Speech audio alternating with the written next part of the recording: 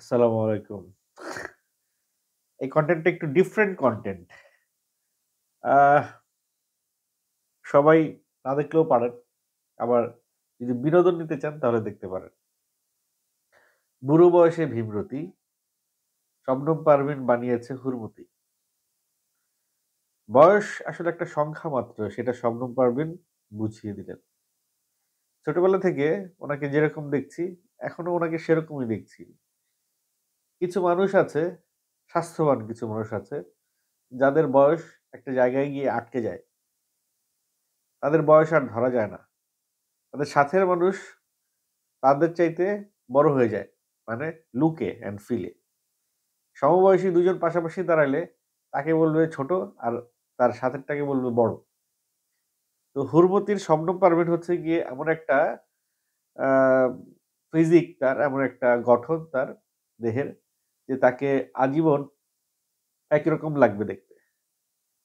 সে ওই ববিতার আমল থেকে ববিতার খালা হয়ে আসতেছে। এখন ববিতা নানির রোল করে, সে এখনো খালার রোল করে। সেই শবনম পারভীন কিন্তু খুব ভালো একজন অভিনেত্রী। অভিনেত্রী হিসেবে তার জুড়ি মেলা ভার। মানে সে যে ধরনের চরিত্র করে, খুব ভালো অভিনয় করে। কিন্তু কে তাকে এই বুদ্ধি দিছে যে সিনেমা বানাইতে হবে বা সিনেমা বানিয়ে নায়িকা হইতে হবে? সিনেমা বানাইতে হবে এ পর্যন্ত ঠিক আছে। সিনেমা একটা প্রফিটেবল, সিনেমা যদি একটা বিজনেস হয়, একটা প্রফিটেবল বিজনেস। সে এখানে ইনভেস্ট করবে, প্রফিট করবে, জীবন অতিবাহিত করবে। এটাই তো স্বাভাবিক। কিন্তু 'হুড়মুড়ি' সিনেমার ট্রেইলার ড্রপ করছে গতকালকে। সেই ট্রেইলারটা দেখলাম। অভিজ্ঞতা চিত্র ট্রেইলারটা ড্রপ করছে টাইগার মিডিয়ার এবং ১১,০০০ ভিউ হইছে। আশ্চর্যের বিষয় হচ্ছে ১১,০০০ ভিউ হইছে। মানে কিছু মানুষ দেখছে এটাকে। একটা কমেন্ট যদি আমি পড়ি, সুজন ওয়ার্ল্ড লিখেছে, উনাকে সম্মান রেখেই কথা বলছি। উনি সত্যিই একজন বিনোদনের লোক। উনি আমাদের অনেক বিনোদন দিয়েছেন এবং দিয়ে আসছেন। তবে উনার জীবনের অনেক কষ্ট করে গুছিয়ে টাকা জমিয়েছেন। সেই টাকা এই সিনেমাতে ইনভেস্ট করছেন। আদৌ কি এই টাকা উঠবে? সফলতা কামনা করি। ব্যাপারটা হচ্ছে গিয়ে উনার জীবনের কষ্ট করে টাকা এখানে ইনভেস্ট করা নাই। উনার বাবা একটা ৪ তলা বাড়ি দিয়েছেন, সেই বাড়ি বিক্রি করে সিনেমায় ইনভেস্ট করছে। কষ্টের টাকা এভাবে সিনেমায় ইনভেস্ট করা যায় না। যায় একেবারে, মানে সেই লেভেলের ভালোবাসা যদি থাকে সিনেমার প্রতি, তাহলে করা যায়। তো হুড়মতির সেই লেভেলের ভালোবাসাই আছে সিনেমার প্রতি। এই সিনেমার কিছু প্লাস পয়েন্ট আছে। এতগুলো নেগেটিভ পয়েন্ট এই সিনেমার, তার মধ্যে কিছু প্লাস পয়েন্ট আছে। প্লাস পয়েন্ট হচ্ছে কিছু ভালো অভিনেত্রী এই সিনেমায়, অভিনেতা, অভিনেত্রী এই সিনেমায় কাজ করেছেন। তার মধ্যে একজন দিলারা জামান। যাকে, যার কথাটা আসলেই মানুষ সম্মানে, আ বিনয়ে নত হয়ে যায়, যে নামটি চোখের সামনে আসলে, দিলারা জামান। তিনি এই সিনেমায় অভিনয় করেছেন। এই সিনেমায় অভিনয় করেছেন বরদা মিঠু। এই সিনেমায় অভিনয় করেছেন আ সমাপ্তি মাসুক। এই সিনেমায় অভিনয় করেছে, আছে এরকম আরো কয়েকজন আ প্রসিদ্ধ অভিনয় শিল্পীদের নাম আমি বলতে পারি, যারা এই সিনেমায় অভিনয় করেছেন। যাদের অভিনয়টা দেখলে আপনাদেরকে মনে হবে না যে ভাড়ামি করছে। বাদবাকি যে কটা নাম মানে বললাম না আমি, সে কটা নামের অভিনয় দেখে আমার কাছে মনে হইছে যে এই সিনেমা যারা দেখতে যাবে তাদের একটু যদি ওই আ ডন এ খেয়ে যায়।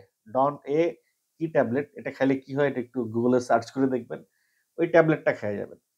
তাইলে আর এই সিনেমার দেখলে আপনাদের যতটুক আ মানে হাসার ততটুকু হাসবেন, বাদবাকিটা সেভ হয়ে যাবেন। ট্রেইলার দেখে আমার যেটা মনে হইল যে হুড়মতি একটা বাজারে মাছ বিক্রি করে। তার কাছ থেকে সবাই মাছ কিনে। আর একজন নায়ক দুধ বিক্রি করে। আরেকজন নায়ক হয়তো সবজি বিক্রি করে। মানে বাজারে আর যারা আছে এরা হচ্ছে গিয়ে এর প্রেমিকা। তো হুড়মতি ৫ জনরেই বিয়ে করতেছে। ৫ টা প্রেমিকা আছে। এই ৫ টা প্রেমিকা দেখলাম যে ৫ জনের সঙ্গেই হুড়মতি আবার গান গায়।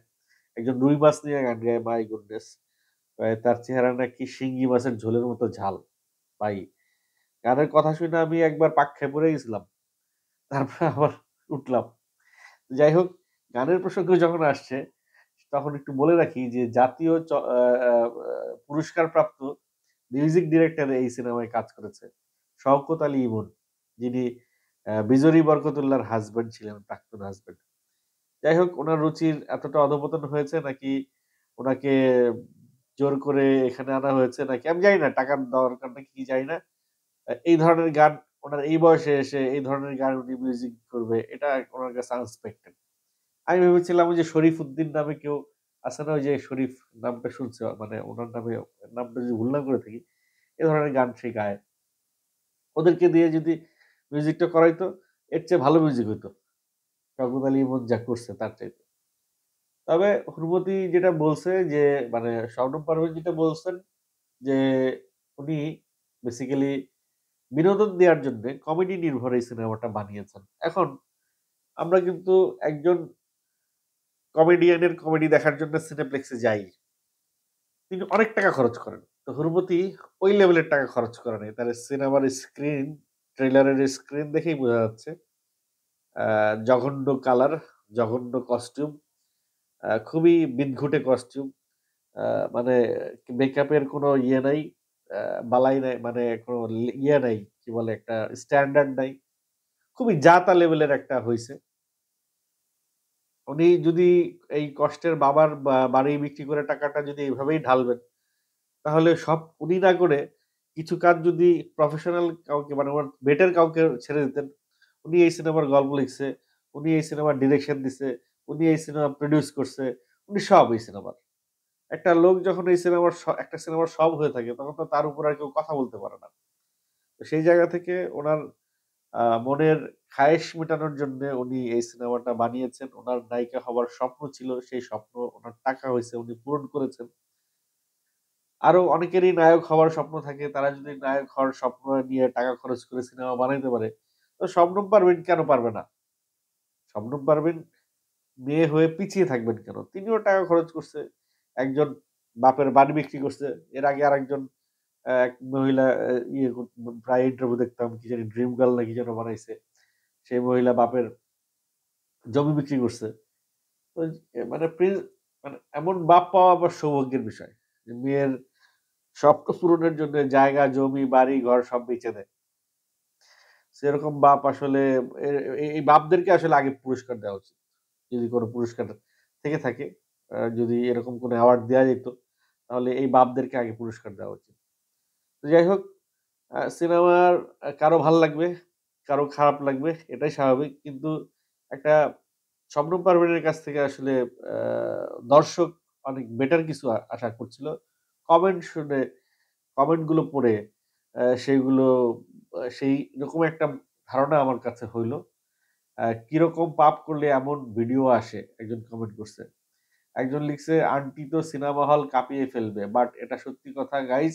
আমার কেন জানি মনে হচ্ছে শবনম পারভীন আন্টি তার মনে অনেক আশা ছিল যে নায়িকা হিসেবে কাজ করবে। সে আশা পূর্ণ হয়েছে মনে হচ্ছে আচ্ছা।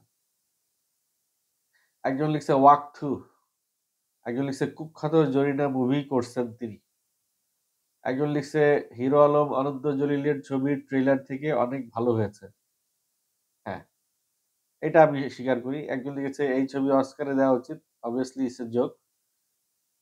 একজন লিখছে, "এইসব মুভি সেন্সর পায় কিভাবে?" একজন লিখছে, "কিরকম পাপ করলে এমন ভিডিও সামনে আসে? ট্রেইলার দেইখা কোমায় চইলা গেছি।"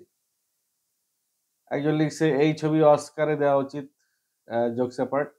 একজন লিখছে, "সেন্সর বোর্ডের বিবেক কি কোমায় চলে গেছে যে ২০২৫ এ এসে এই ছবি হুড়মুড়ি মানে টাকা আর সার্টিফিকেট নিলেই যেকোনো ছবি করা যায়? তারপর মানে এই প্রমাণ দিল সেন্সর বোর্ড।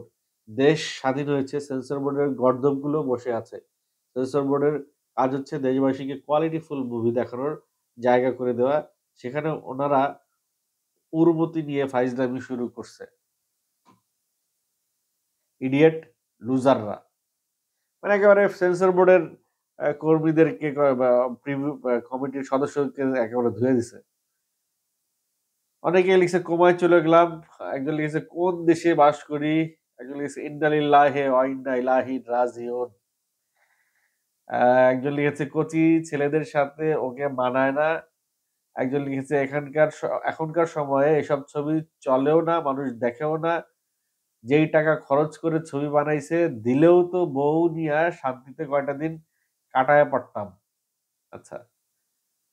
একজন লিখছে আমি দেখি নাই। একজন লিখছে বুড়ির শখ কি বুইড়া কালে আসছে ঢং করতে তাই নায়িকা হইছে। একজন লিখছে এরা কি পাগল নাকি কারো কারে নায়িকা বানাইছে।